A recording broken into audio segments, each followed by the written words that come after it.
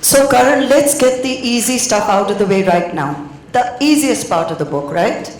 Why is India obsessed by your sexuality? Easy. Well, that's for some reason, as I said, the word conjecture is a word I use very often on my talk show. Well, that is because when people don't have final answers, they tend to kind of, browse around the topic always. And so have I. And but in the book, I've said what I felt the need to, and I've said it in a way that I felt I needed to express it. And there's really nothing more to say. So I think that every answer anyone's looking for is in the book.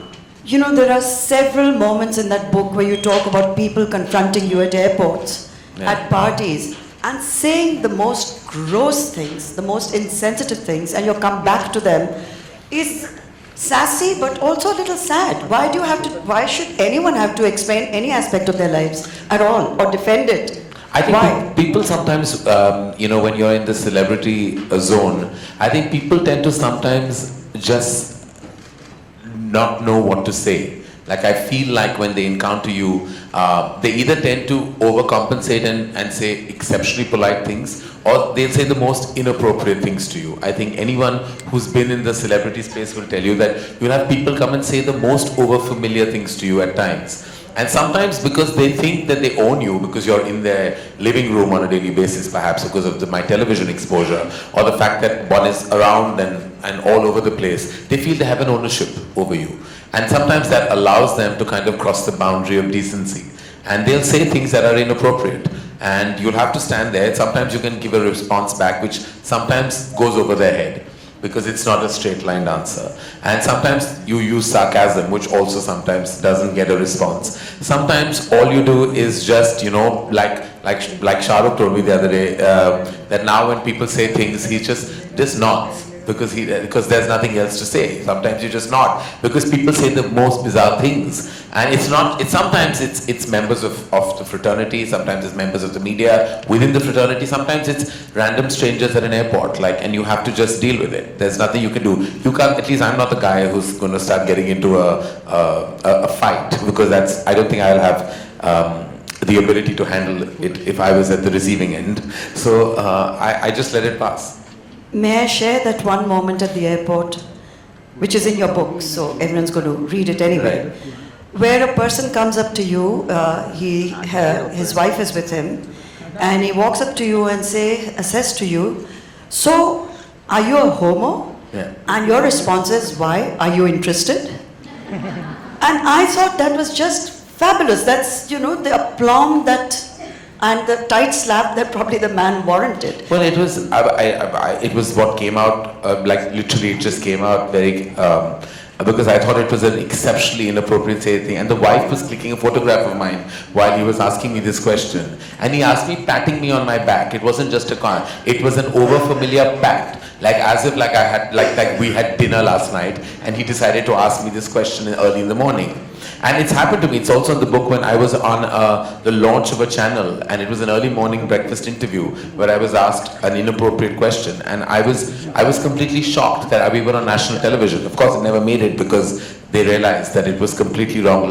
Fortunately, it wasn't a live telecast. But sometimes you just wonder whether people just don't have the sensitivity or the decency, or to sometimes use language to ask a question that may not come across inappropriate. There are various ways. I'm a member of the media myself, I host a talk show, and I know sometimes when you want to kind of ask something, you can circumvent it with words and vocabulary. You don't suddenly just go out there and ask in the pretense of being completely candid, or then irreverent or perhaps overfamiliar.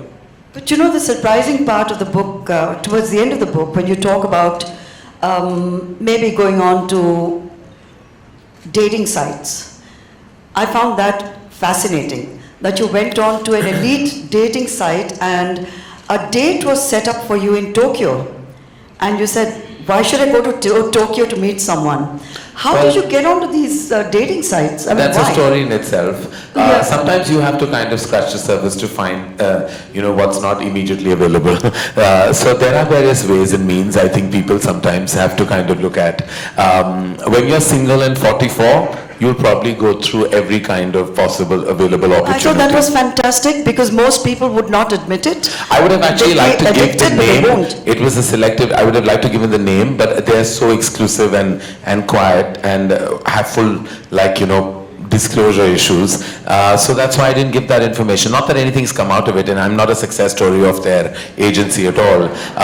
In fact, I'm a rather apparently 2 out of 3 people succeed, and I'm that one who failed.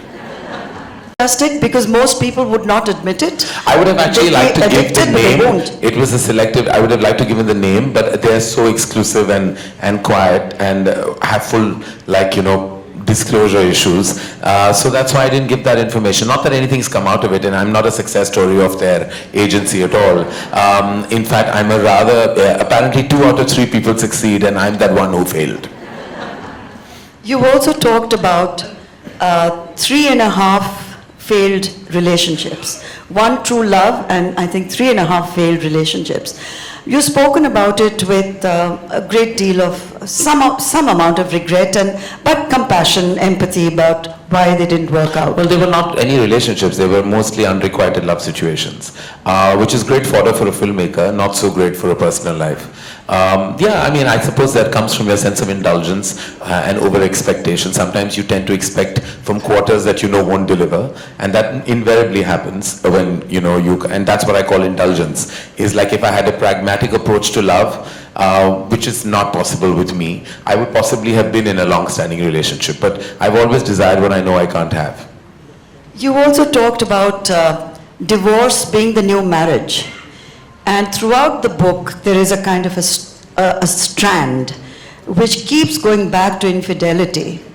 And it's like almost a semi-obsessive aspect of your creative process to deconstruct everybody's marriages and to see who's cheating, who's lying, who's living a lie. Because truly, in my experience, I think there's much ado about fidelity and infidelity.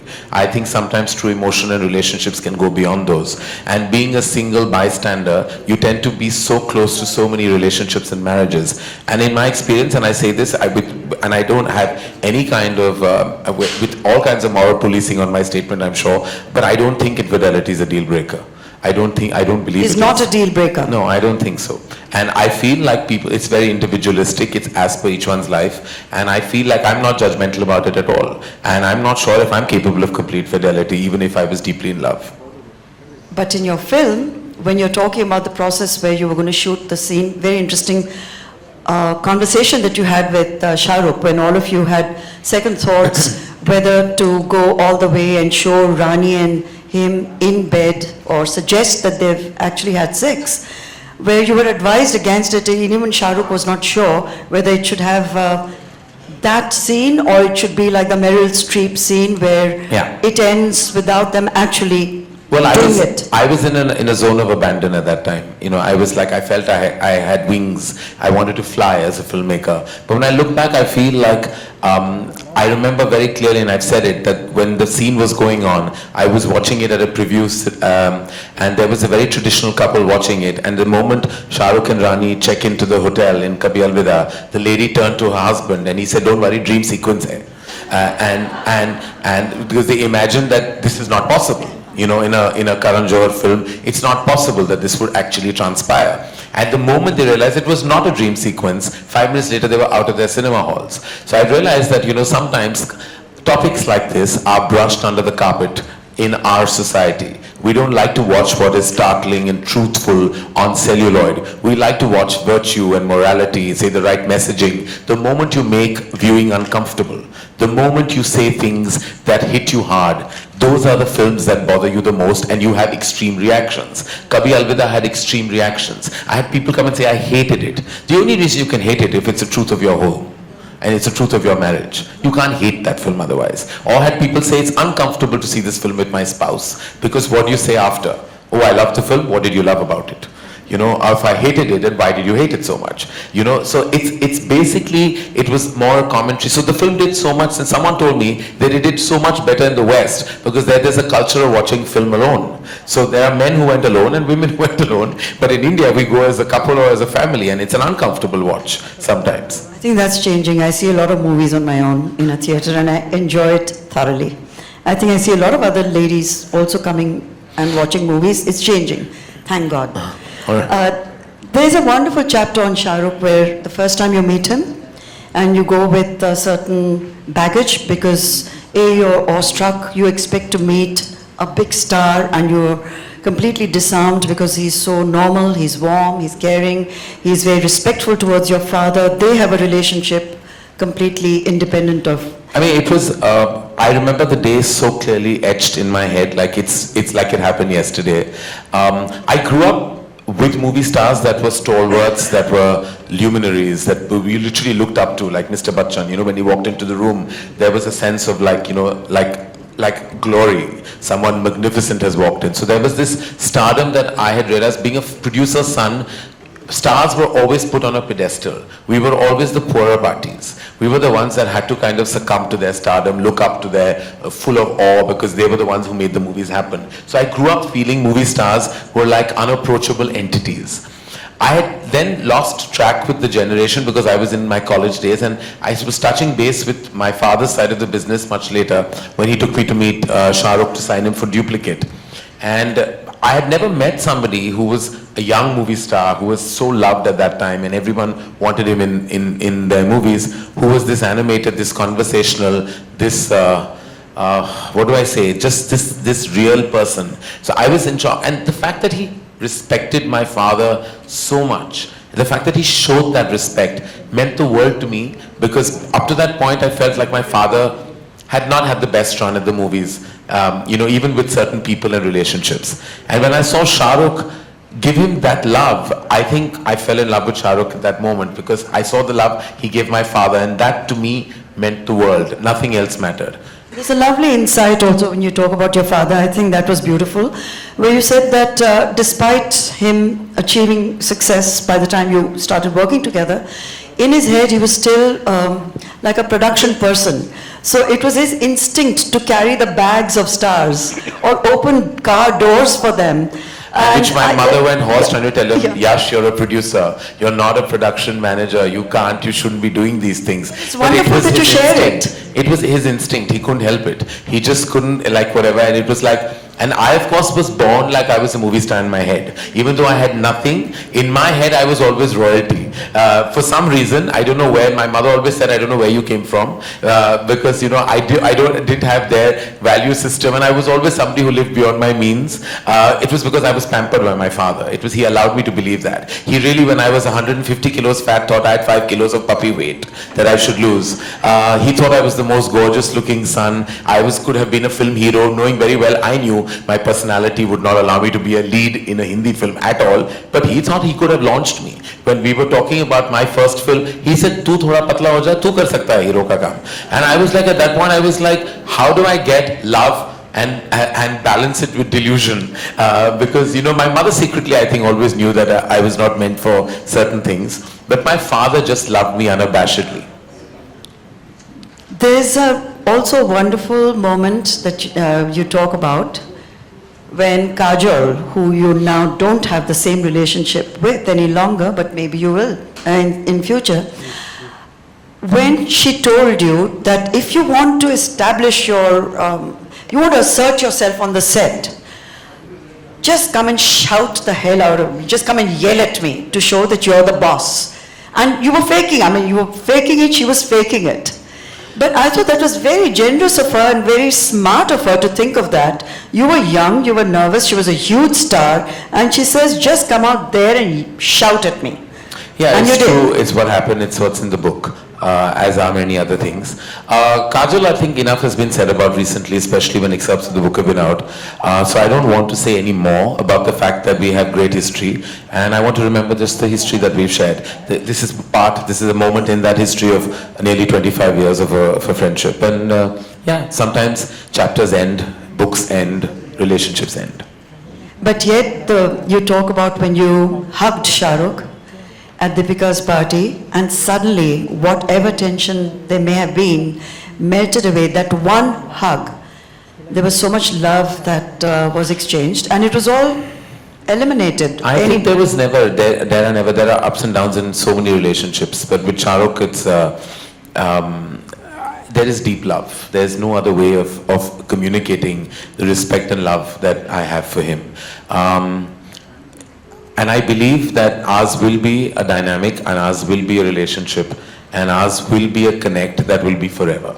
It's only because my love for him has only grown over the last 2 decades. My love for his family has been so constant and consistent. And the fact that I think that their home is like a home for me in this city means a lot to me and my mother. My love for him is beyond work. My love for him and his family is beyond what he and I do professionally.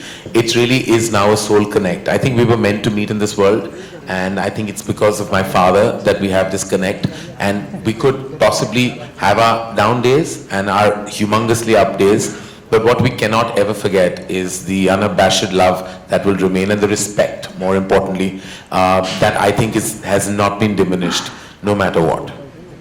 It has a lot to do with both of you being successful, very successful in your own right. You say that friendships in show business can only succeed if the two people involved are equally successful. Is there something like friendship at all in showbiz? I've made some very strong friendships. Everyone in this room today is from my industry.